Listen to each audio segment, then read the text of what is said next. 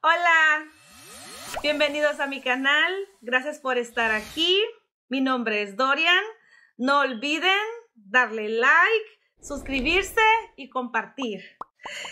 Este es otro libro que voy a empezar a leer. Ya habíamos terminado en el último video con el libro que tenía. Ya este es otro libro. El nombre es El hombre en busca de sentido de Viktor Frankl. Aquí está, para que vean, por si lo quieren buscar o algo.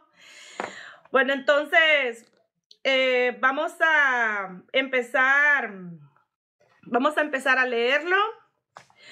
Acuérdense que siempre les voy poniendo en el título para que vayan viendo en qué parte van leyendo. Yo les voy poniendo parte 1, parte 2, parte 3, parte 4, 5 y así sucesivamente.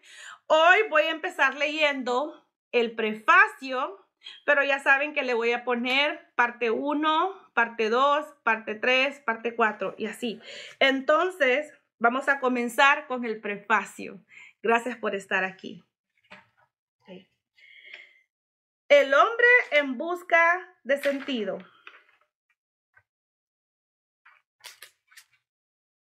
Okay.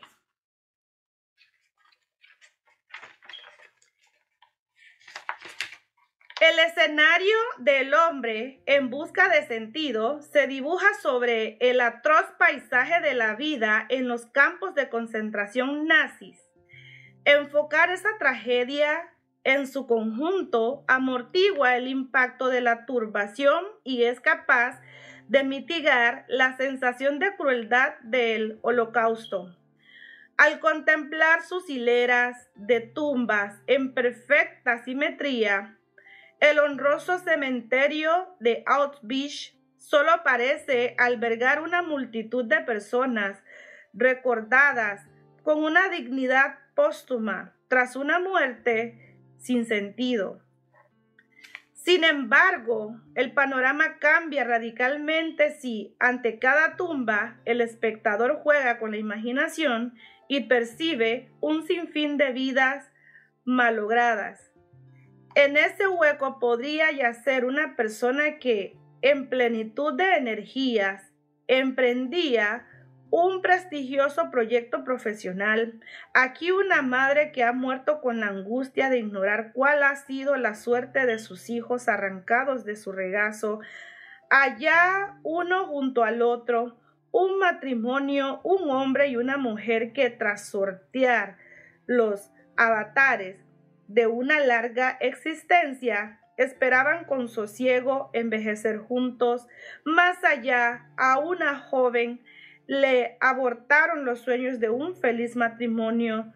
Todavía más allá, el cuerpo inerme de un niño o una niña que aún conserva la sonrisa helada de una vitalidad en expresión. Esa suma de sufrimientos silenciosos más el infernal horror de la brutal monstruosidad aciertan a vislumbrar el dramatismo y la barbarie de los campos de concentración.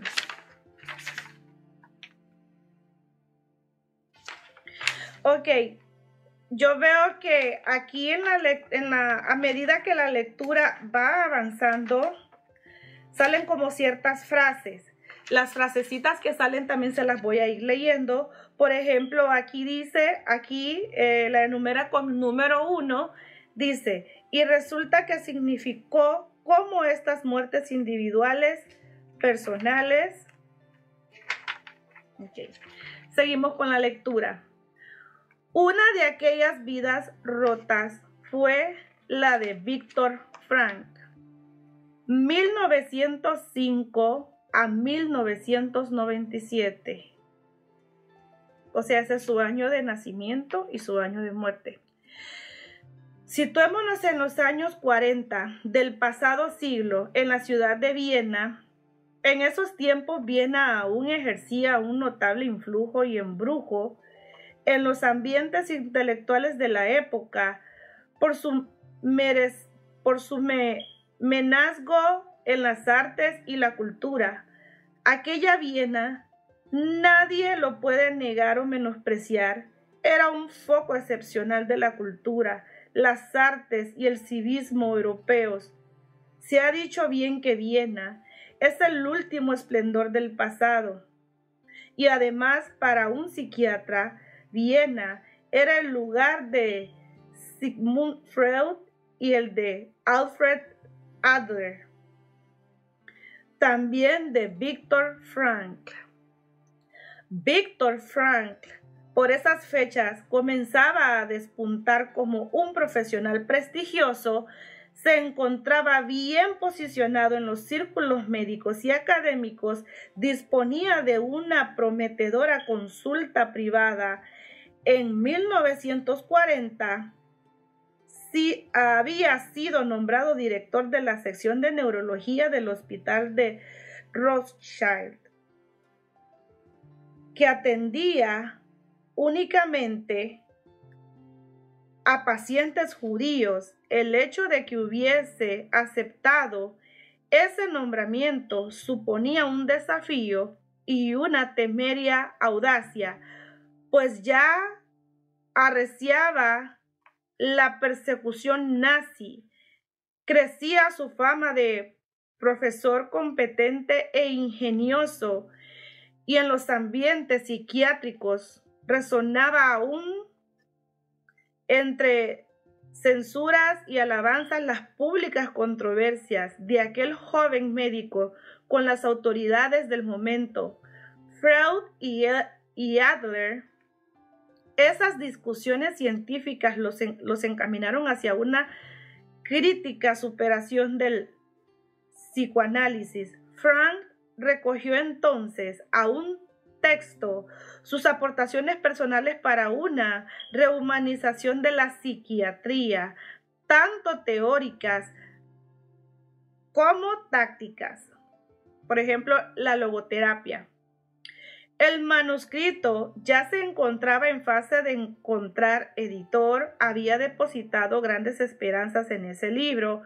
Personalmente vivía el afectuoso y sereno ambiente familiar de siempre, de una familia de origen judío que empezaba a superar las penurias económicas gracias a los nuevos ingresos de Víctor. A ese remanso hogareño se unió la feliz boda con la joven Tilly Grosser del diciembre de 1941, también judía de origen.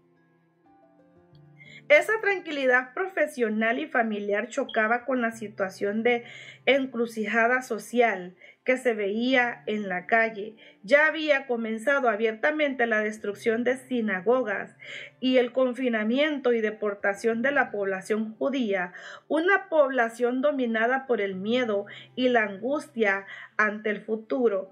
La familia Frank entendió el dramatismo de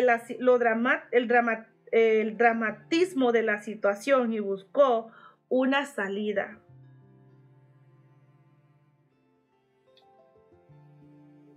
La única alternativa sensata parecía la huida. Stella, la hermana de Víctor, huyó a Australia. El hermano intentó una salida hacia Italia como refugiado político, pero fue descubierto por los servicios de seguridad y lo deportaron junto a su mujer e hijos al campo de Auschwitz. Ahí murieron. Viktor Frankl consiguió un visado para emigrar a los Estados Unidos. Este visado le permitió la salida de Australia y le abría oportunidades inesperadas de desarrollo profesional, pero sus padres únicamente disponían de una documentación insegura que no superaría el más ligero control de las autoridades.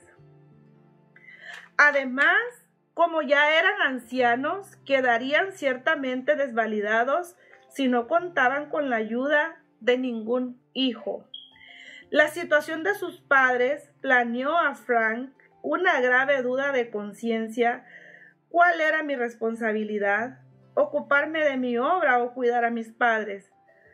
Tras profundos titubeos, optó por dejar vencer la visa. Fue una decisión heroica. Aunque él lo cuenta con sencilla naturalidad, evidentemente el campo de concentración fue mi real prueba de madurez. No estuve obligado a presentarme. Hubiese podido escapar de ello y emigrar a tiempo a Norteamérica. Hubiese podido desarrollar la logoterapia en América, cumpliendo así con la misión de mi vida, pero no lo hice, y así llegué a Auschwitz. Para los que no saben, Auschwitz es uno de los grandes campos de concentración en la época de los nazis. Disculpen un poco si mi voz a veces se me pone rara, es porque esta historia es bastante triste y hay partes en la lectura que es imposible para mí sentir lo que el autor está narrando. Ok, entonces seguimos. Por supuesto, al dejar caducar el visado a Estados Unidos, sucedió lo posible. Unas semanas después la familia Frank fue deportada. No es ese el único suceso que roza el heroísmo en la biografía de Frank. Recordaré otro que atañe a nuestro asunto tanto en lo personal como en lo profesional. Ocurrió nada más entrar en Auschwitz. Los prisioneros debían desprenderse de todas sus pertenencias. Sin embargo, Frank fue incapaz de renunciar al manuscrito que contenía su obra científica y que ocultó en el primer registro. Intentó esconderlo en el repliegue de su chaqueta, pero también se apoderaron de ella. Así lo cuenta Frank.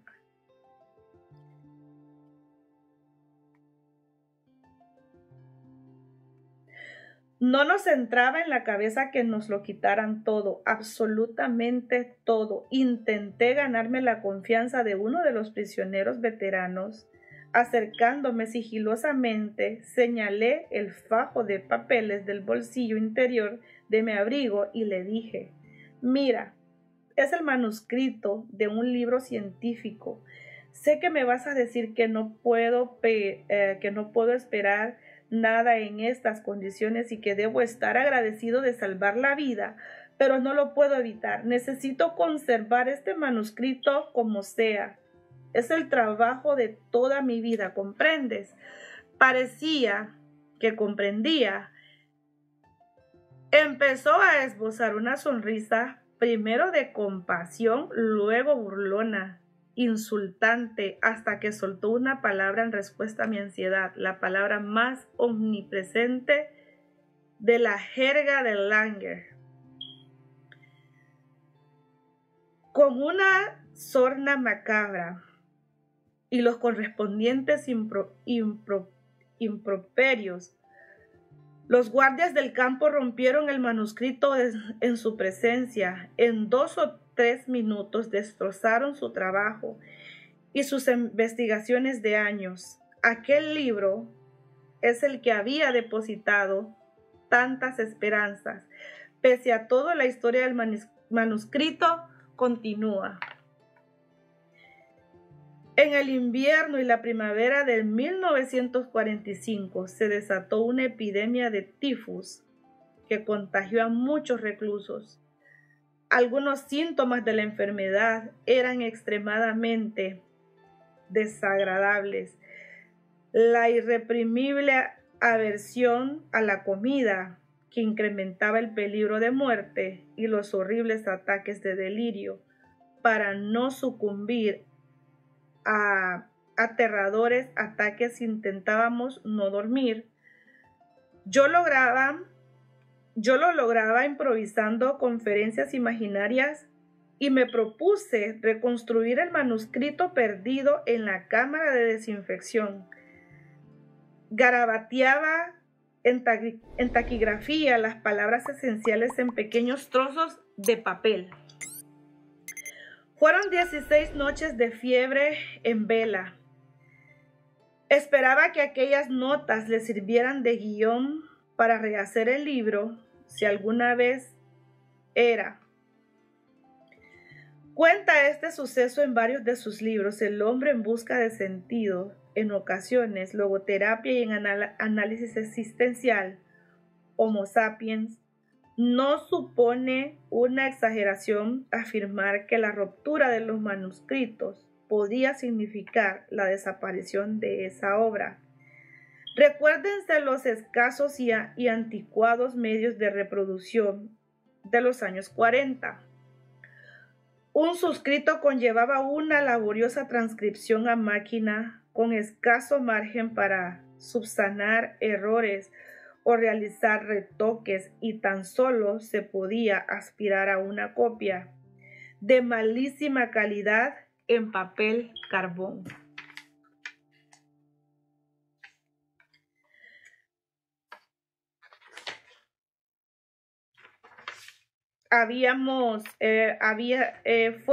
Como había dicho, vuelvo a repetir para después seguir la lectura, fueron 16 noches de fiebre en vela. Esperaba que aquellas notas le sirvieran de guión para rehacer el libro, si alguna vez era liberado. En este suceso ocurrió en el campo de Durkheim, y el libro era Psicoanálisis y Existencialismo. Alcanzó este punto, conviene interrumpir la narración para formular un comentario. Uno de sus biógrafos, Alfred Langell, hace especial hincapié en el posible riesgo de desvincular la figura de Frank si enfatizamos demasiado los hechos heroicos que señalan su vida. Lo dice así: más allá de toda la veneración que merezca como hombre y de todo el respeto que pueda sentirse por su contribución humana y científica, Frank no debe ser examinado de la discusión crítica. Debe ser inteligible para nosotros, comprensible y tangible, y también debe poder llegar a ser piedra de escándalo y de contradicción. De ese modo, su vida y su obra seguirán vivas entre nosotros y no estarán en las alturas, en un pedestal, ajenas a la vida cotidiana, inalcanzables, expuestas solo al polvo de las historias. El comentario es acertado y mesurado. Frank es un científico y debe ser juzgado y evaluado según su pensamiento y quehacer psiquiátrico. Su figura y su magisterio se engrandecen a la par de sus aportaciones y descubrimientos profesionales, tanto médicos como antropólogos. Bien, es verdad que la personalidad de las figuras históricas puede erigirse en un icónico de referencia para la población en general. Sus opiniones y gestos suelen trascender el espacio de su escrito magisterio profesional, pero también es cierto que algunos entusiastas de Frank exageran al presentarlo como un hombre deslumbrantemente heroico e inigualable. Y ese no era el hombre Frank. La biografía de Frank, como la de los grandes hombres, se sustenta en la paradoja de los contrastes, tanto en la naturalidad con que asume sus éxitos como la fortaleza para superar los fracasos.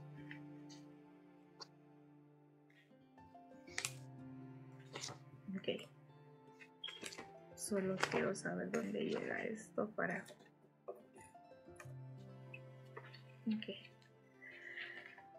Aquí dice número 5 de lo anterior que había leído. En psicoanálisis y existencialismo recoge la principal y representativo de su pensamiento, La agria polémica sostenida con Freud y Adler, también sus discrepancias con Jung. B. La crítica superación de la psicoanálisis y en concreto la superación del psicologismo en la psicología individual de Adler. C. El método y la técnica de la logoterapia, los principios inspiradores de su antropología médica.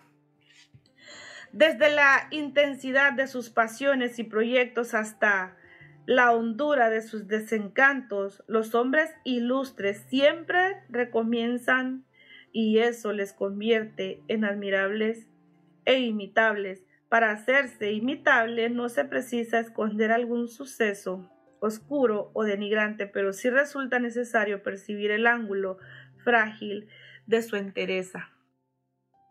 Y Frank también presenta en un ángulo frágil.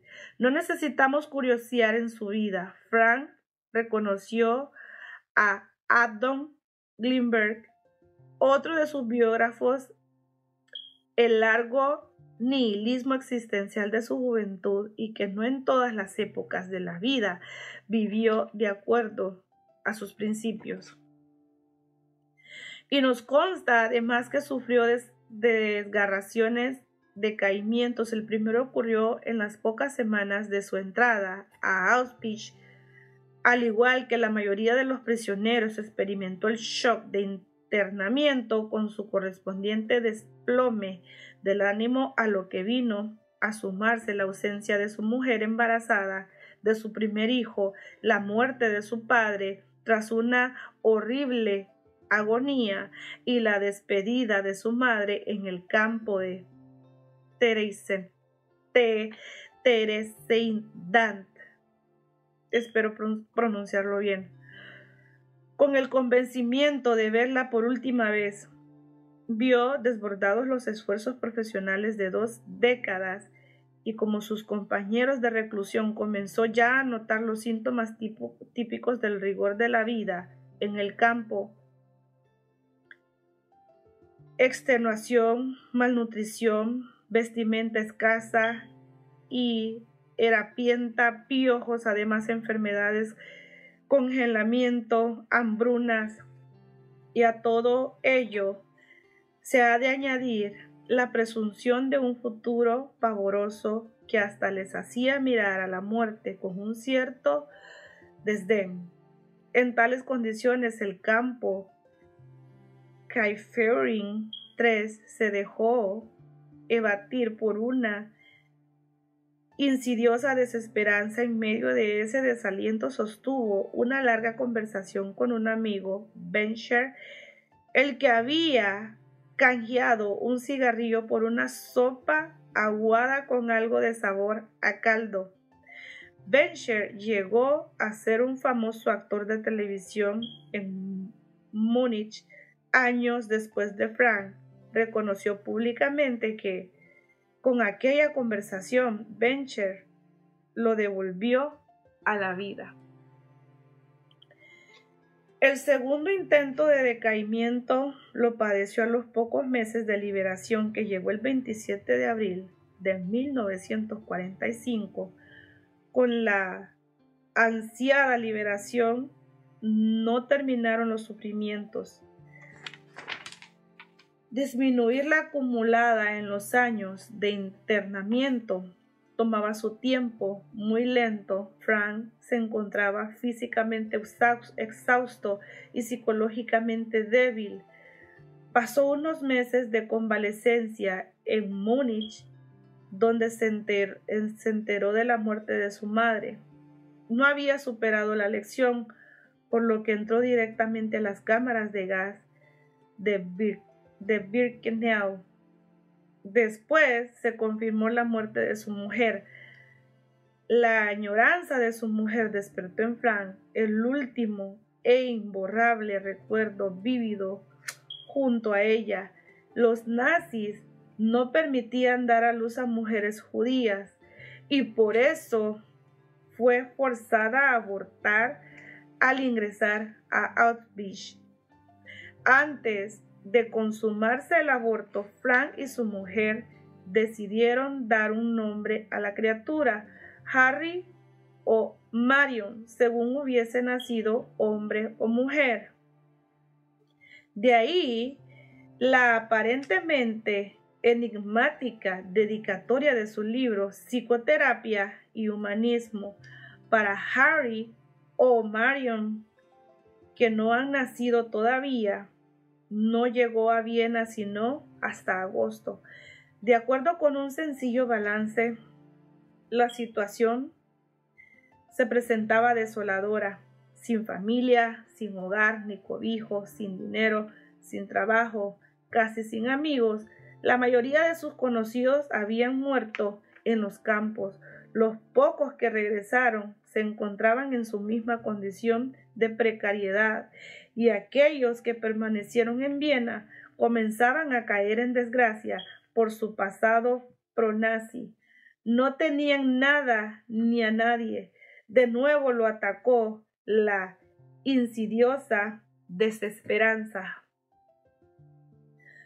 Fue a desahogarse con su amigo y vecino Paul Pollack. Al recordar la muerte de sus padres y de su mujer, Frank no consiguió reprimir su llanto, un prolongado llanto. Al atardecer, visitaron al doctor Tuchman, por si aún conservaba algún contacto para abrirle alguna puerta a Frank. Tuchman, con realismo, les expuso las dificultades para encontrar trabajo en aquellos tiempos. No obstante, prometió tratar el asunto con máximo interés. Al despedirse de Tuchman y de Pollack, Frank se siente aturdido y derrotado. Pero esta vez se conjuró consigo mismo para rehacer aquel libro suyo con la ayuda de las notas que había tomado en el campo. La tarea resultó más sencilla de lo previsto porque Paul Pollack guardaba una vieja copia del manuscrito que Frank le había entregado en su custodia.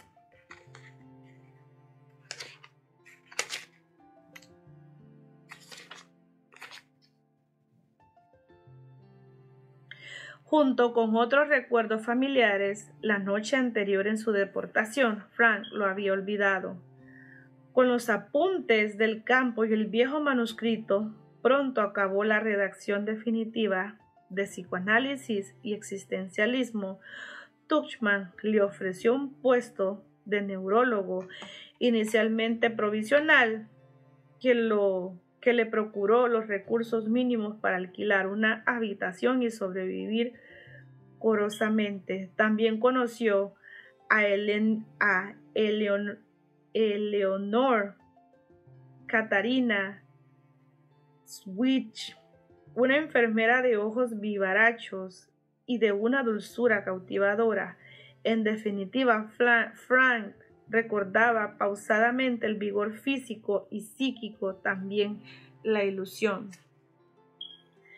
El éxito de Psicoanálisis y Existencialismo, 3 ediciones en el mismo año, resultó uno de los factores principales para reintegrar a Frank en los afanes de la vida cotidiana. Parecía casi recuperado, sin embargo, notaba un ligero desasosiego afectivo que repercutía en su ánimo ahora frágil y tornadizo.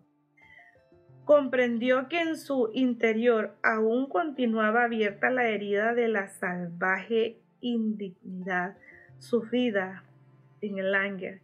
Debía cicatrizar con presteza. Eligió la catarsis como terapia. Para ello decidió refundir aún escrito las atrocidades vívidas en el campo, suponiendo que el verbalizarlas liberaría su pesada carga emocional, y así nació la idea de este libro. De este libro, que es justamente el que estoy leyendo ahora. Conviene retratar la escena, debemos situarnos en una Viena sumida en la pobreza y afanada en la tarea de la reconstrucción. Diciembre de 1945, Frank vive en una habitación de alquiler con ventanas tapadas con tablones debido a la falta de cristales. Cada amargo recuerdo aviva con crudeza sus sentimientos, formula y reformula cada frase hasta encontrar la palabra adecuada. Intenta expresarse con la presión con la que un cirujano maneja el bisturí, trabaja a ritmo frenético, deambulando por la habitación de un extremo a extremo. 3 secretarias por turnos transcriben taquigráficamente el torrente de pensamiento dictados por Frank. De vez en cuando, rendido y conmovido, se sienta en una silla y llora. Las secretarias respetan discretamente aquella irrefrenable erupción de emociones y sufrimientos. En 9 días la obra estaba concluida. En esos 9 días, Frank limpió de su intimidad hasta la más mínima mota de rencor o resentimiento. No olvidó la existencia de los campos, pero sí superó su existencia personal. La crónica de ese libro es sugestiva. Apareció por primera vez en 1946 con el título Ein Psychologie der Dance. O sea, en español traducida, creo que está en otro idioma aquí, no es ni siquiera en inglés, dice en español, un psicólogo en un campo de concentración. Los pocos ejemplares de la primera edición se vendieron con rapidez. Debido a ello, enseguida publicaron una segunda edición más numerosa, pero esta vez la obra pasó prácticamente desapercibida hasta el punto de que la mayoría de los ejemplares se ofrecieron en saldos o terminaron en la guillotina. Parecía incomprensible el comportamiento desigual de las 2 ediciones, por eso Frank consultó con Dietrich, su editor, para animarlo y eleccionarlo sobre los caprichosos itinerarios de ciertos libros. Le contó las peripecias comerciales de la interpretación de los sueños Freud. Una de las obras cubre del psicoanálisis que también pertenecía a su fondo editorial. En 1900 se publicó una primera edición de 1000 ejemplares destinaron a reseñas y por lo tanto solo salieron a la venta 900 ejemplares. Las 900 copias tardaron en venderse 10 años y tiempo después se convirtió en un libro universal. El libro se tradujo al inglés a pesar del fracaso de la edición alemana bajo el título Desde el campo de la muerte al existencialismo, también con escasísimo éxito. De 1955 a 1959 únicamente se vendieron unos cientos de copias. La Beacon Press lo catalogó como libro enfermo, lo cual significa en el lenguaje editorial el libro sin posibles lectores. Bueno, para que la lectura no se haga muy pesada, llegamos hasta aquí. No olviden darle like, suscribirse y por supuesto compartir. Por hoy llegamos hasta aquí. Ya la segunda, esta es la primera parte. Ya la próxima vez que siga leyendo va a ser parte 2, aunque el título del libro es por si no sea parte 2, solo para que sepan qué parte sigue después de cuál. Todavía estamos en el prefacio. Muchas gracias por estar aquí. Muchas gracias.